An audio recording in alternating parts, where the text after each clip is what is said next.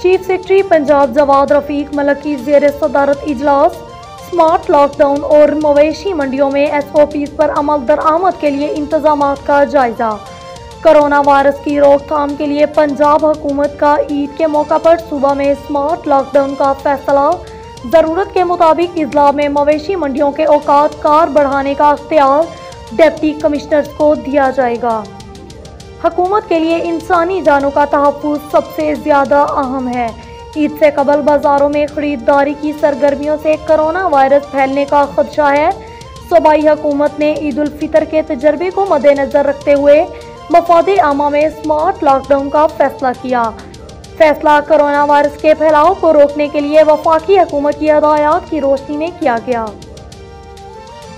मवेशी मंडियों में मुआमर अफराद, बच्चों के दाखिले पर पाबंदी, मास्क पहने समेत दीगर SOPs पर अमल दरामद कराया जाए। समाजी फासले को यकीनी बनाने के लिए मखसूस तादाद में अफराद को मवेशी मंडियों में दाखिले की इजाज़त दी जाए। मवेशी मंडियों की एंट्री पॉइंट्स पर स्क्रीनिंग के लिए खसूसी काउंटर कायम किया जाए। इंसदादे डेंगी सरगर्मियाँ जारी रखने के लिए सॉल्ट वेस्ट मैनेजमेंट प्लान तैयार करने से मुतालिक भी हदायत जारी। नमाज